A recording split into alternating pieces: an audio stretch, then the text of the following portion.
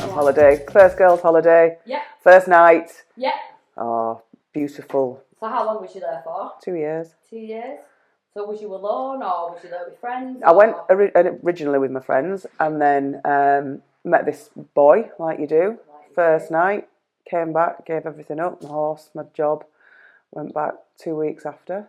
Yeah. And that was that. That was that. Lived the Greek dream for 2 years. For 2 years. So when did you come back from Greece? So when I was 20. 20. And how old are you now? 23. 45. It all went downhill from there. I should have just stayed there, to be honest, and just lived up a mountain. Is that where you were living, up in the mountain? Yeah, I worked in a resort during the day, but lived, because I lived with a proper Greek family, Yeah. then I was very much up in the mountains. Mountains at night. So what part of Greece were you in? Corfu. Oh, lovely. Oh, I loved it. Yeah. Absolutely loved it. And he was a great guy. Still keep in touch with him now. But what you want at 17 and what you want, well, at 25, there was always a conversation. He'd said to me, I can't ever marry you because you're not Greek. Yeah. Yeah, I lived with him and his family. Right. And then one of the strangest things that I think anybody's ever said to me, and believe you me, I've heard a few strange things, was if we were to ever stay together, I would probably have an affair with my cousin. And I was like, okay. What? So that was kind of the time when I thought, what do I want to do? Do I want to stay here every day questioning whether or not he's going to be banging his cousin, or do I come home and start to forge a life back in the UK? Wow. So here I am. And then you came straight back to Marsden? I came straight back to Meltham. Yeah.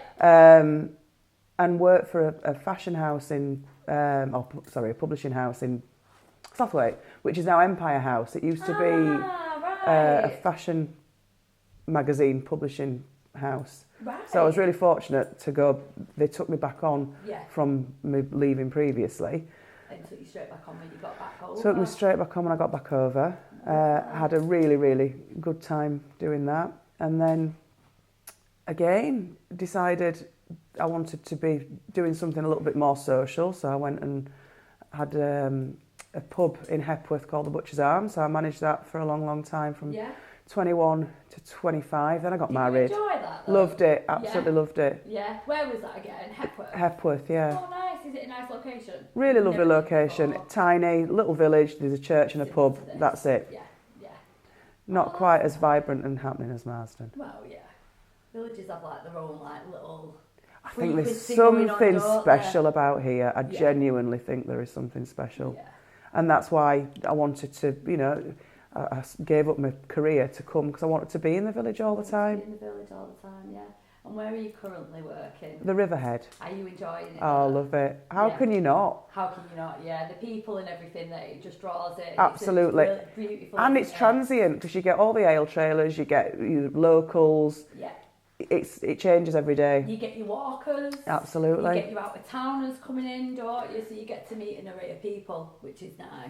And that's the bit that I'd really missed, doing my previous job. Yeah. You kind of quashed as to how much you can do, and I'm quite playful and cheeky by nature, and I can get away with it behind a bar. Oh, yeah, of course you can. I'm the Bet Lynch of Marsden. Marsden. You need a bit of cheek behind the bar, don't You do, absolutely. But it's the same with the girls, with the guys. I would hope that I'm the same with everybody. Yeah.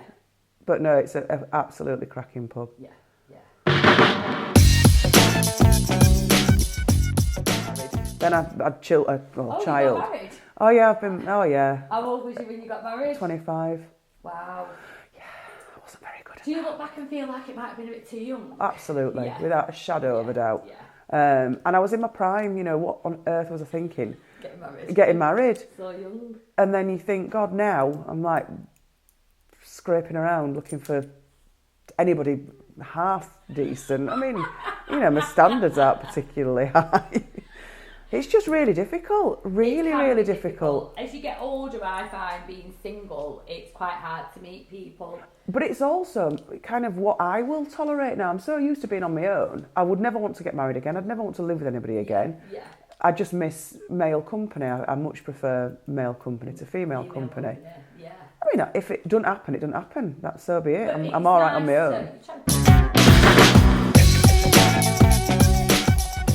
Yeah. Yeah. mean, I don't know why, because the dating disasters that I've had would put anybody off for life, I would imagine. I ought to write a book. What is your worst date? Oh, there's not one. There's not one. There's Tell us one that 100. just sits there and is like That's the most recent one. Tell us more. I mean, I'm not on any online dating now. It's completely and utterly put me off. So, got chatting with a guy from Sheffield. Conversation absolutely brilliant. Photos, he looked all right.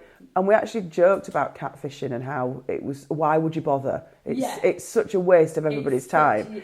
And he was like, yeah, don't get it at all. Anyway, apparently his van had broken down, so he'd said, would I mind driving to Sheffield? So I was like, yeah, no problem. We'll meet in Sheffield. So I arrived in the KFC car park as neutral territory as possible. And somebody started walking towards me and I was like, no, that can't be him. So he was like 20 stone bigger than his pictures, which I wasn't bothered about. That's not an issue at all. He'd also told me on the phone that he'd got really expensive veneers. Right. So I was joking, going, oh God, they're not proper like turkey teeth. And he was like, no, they were a fortune. I had them done in the UK. Well, when I got in the car and I kind of glanced, he hadn't actually got any front teeth at all. You joking? Oh, honestly. So I tried not to focus on it. He didn't smile at all. He was too busy vaping. I don't think the vape ever came out of his mouth. Oh, God. So he said about going for a walk. And off we went.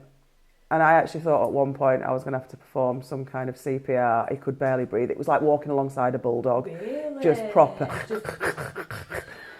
And then we sat on this bench for him to kind of gather himself. And I'm thinking, please don't die. Please don't die. Not today. Yeah. And he said to me, well, aren't you going to mention my teeth? And I was like, well, no, not really. Yeah. He said, well, when you drop me off, I'll go and get them and I'll clip them back in. He said, but I've not put them in to see how shallow you are.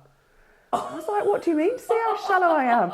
He says, well, if you wouldn't accept me for the way I am, then, we couldn't go any further. And at this point, I'm thinking, well, you've lied. You've not used recent photos. His photos must have been from circa 2001, I would imagine. I was like, this is... And, you're looking around thinking, am I being filmed here? Is this some kind of setup? Is this some sort of joke? Yeah.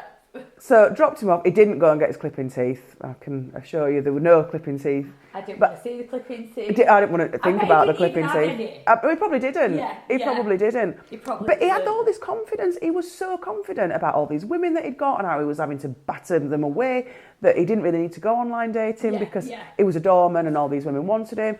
And I'm looking going, are we on the same planet? Are we on the same planet? If he'd got a cracking personality, absolutely I could get it, but there was none of that either.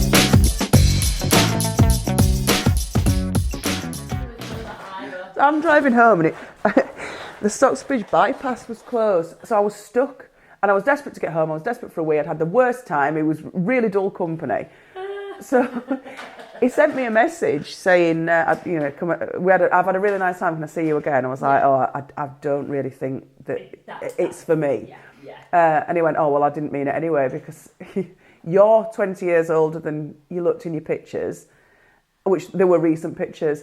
You've got a faux lesbian haircut and you've got old hands. And I was like, old hands, that was the biggest insult of it all. So he's got a hand fetish. So he's obviously got a hand fetish, he's a liar, he's got no teeth. I mean, this is what I was absolutely going to Sheffield to see. What platform did you meet him on? Tinder, yeah. Says it all, doesn't it, really? So I was actually deleting the app as I was coming away. Oh, really? But it took me an hour and a half to try and get home. I was desperate for a wee. I was desperate to just ring my friend and go, you never guess what's happened. I had to go all the way to Wortley and all the way back round. An hour and a half for the worst day of my life. You'll learn your lesson. I've not had another one since. You'll learn your lesson, yeah.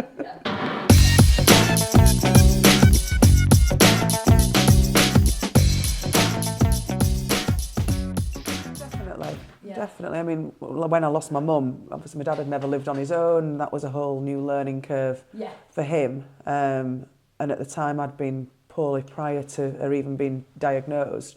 So I was heavily medicated, didn't really deal with what was happening, just got on with it, didn't feel any emotion either way, really. In fact, we were probably quite callous in the way that we dealt with it because she was in so much pain.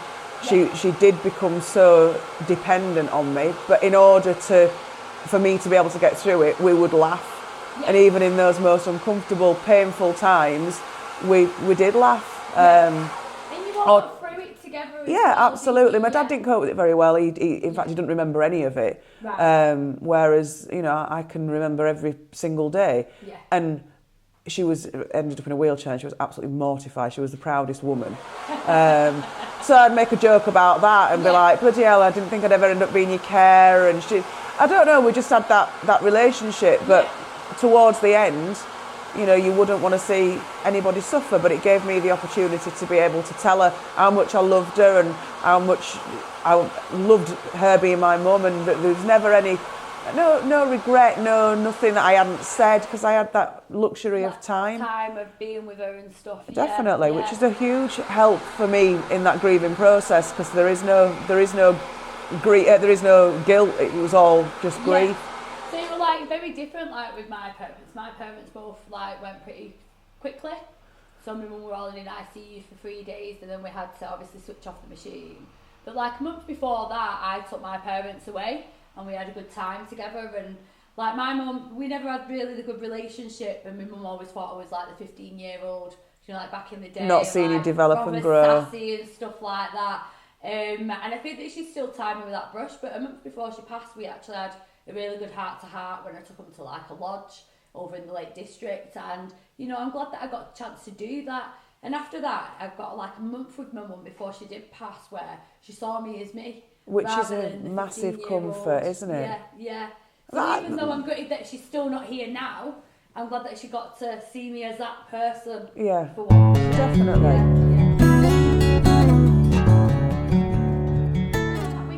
That when your mum went, you didn't really speak about her, or like you saw his hurt and his pain in his eyes, but and he didn't. kept a lot inside. Absolutely. Yeah, I find that men do that a lot, because I found that with my dad. And the only thing he complained about most was, I've got no one to do my housework anymore. God, your mum did a lot. Do you know, like one of them?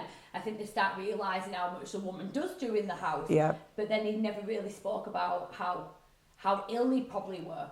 Or how much he missed her, or how... Yeah, no, they don't talk about it. Not as often. I wish that they had that network where they feel like they could do, just to get their emotions out. Because I think, like, us as women, we speak all the time, don't we? Yeah, and also I think we handle things differently. Yeah. I think men do struggle. They see it as a sign of weakness. Yeah.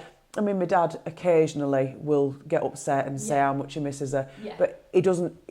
It's almost like he has blocked all of it out. He doesn't remember how poorly she was. Yeah. I'll say things, he's like, don't remember.